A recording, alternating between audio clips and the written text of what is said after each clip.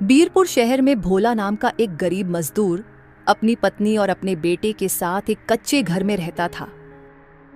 उसका घर पुरानी लकड़ी से बना हुआ था, जो सर्दी और बारिश से बचने के लायक नहीं था।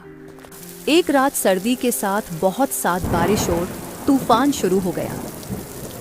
सर्दी, बारिश और तूफान एक साथ उस रात अपना कहर बरसा रहे थे। पापा, मुझे बहुत ठंड लग रही है, मेरे कपड़े बिल्कुल भीग गए। पति जी, घर की छत पर एक चादर बिछा दो। बारिश का सारा पानी हमारे ऊपर गिर रहा है। मुन्ना को भी बहुत ठंड लग रही है। सारे कंबल पूरी तरह से भीग चुके हैं। भोली, तेज हवा और बारिश में चादर काम नहीं करेगी। मैंने ईंटें भी टिकाकर देख ली है। यार रब, ठंड तो बढ़ती जा रही है। मैं थोड़ी आग जला देता हूँ। भोला आग जला देता है। भोली पूरी रात मुन्ना को बाहों में समेटे बैठी रही है।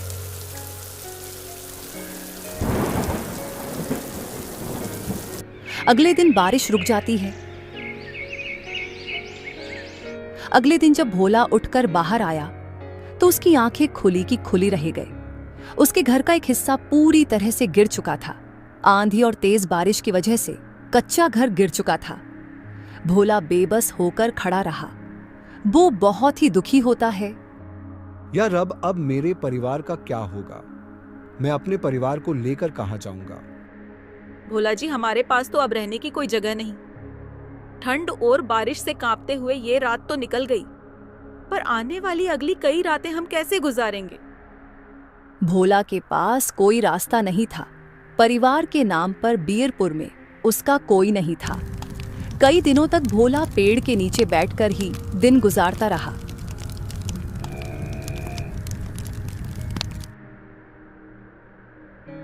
एक दिन भोला को एक गोदाम में कंटेनर में सामान भरने की नौकरी मिल गई, जिससे भोला को रोजाना के पैसे मिलने लगे।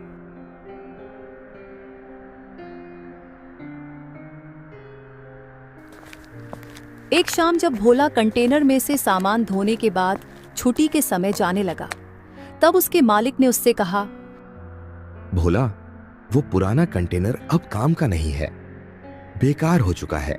इसमें जंग लग गया है। इससे किसी कबाड़ी वाले को बेच दो।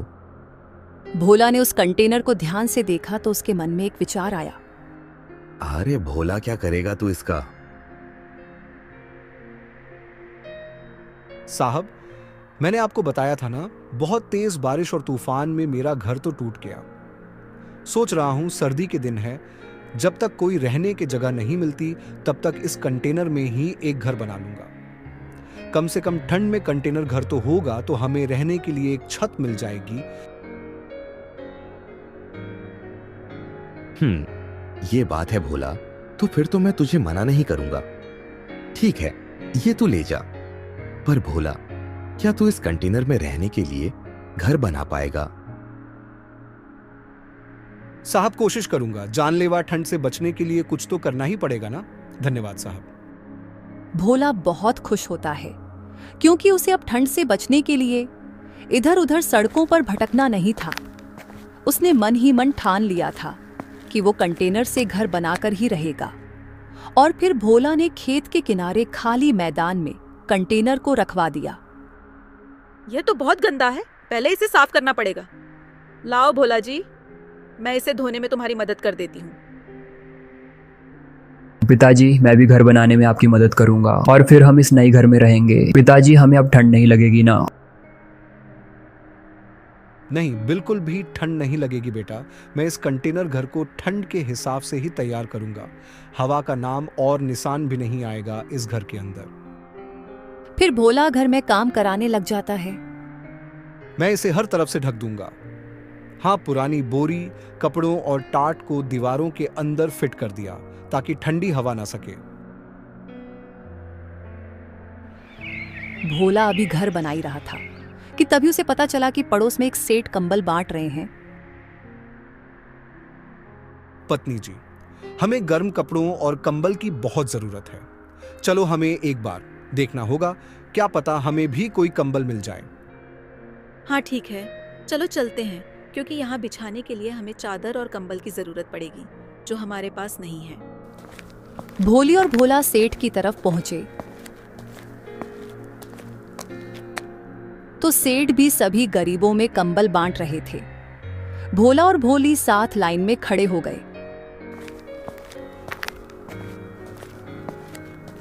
अभी भोला कंबल लेने ही लगा था कि तभी उसका मालिक, जहां पर वो काम करता था, आ जाता है।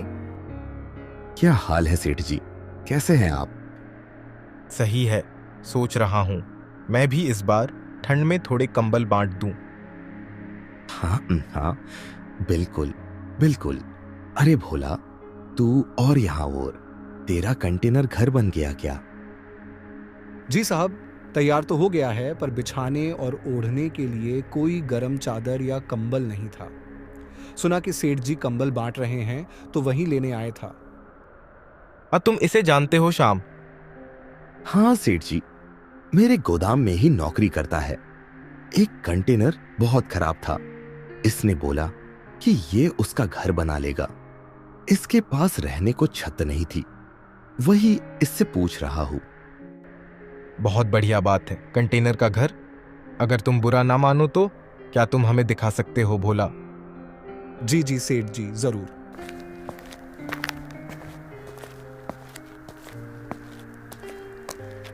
वहां उस तरफ सेठ और भोला का साहब जब कंटेनर के घर को देखते हैं तो दोनों हैरान रह जाते हैं।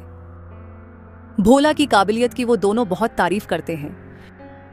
भोला बेटा, सचमुच तुमने ये कंटेनर का घर बनाकर बहुत अद्भुत काम किया है।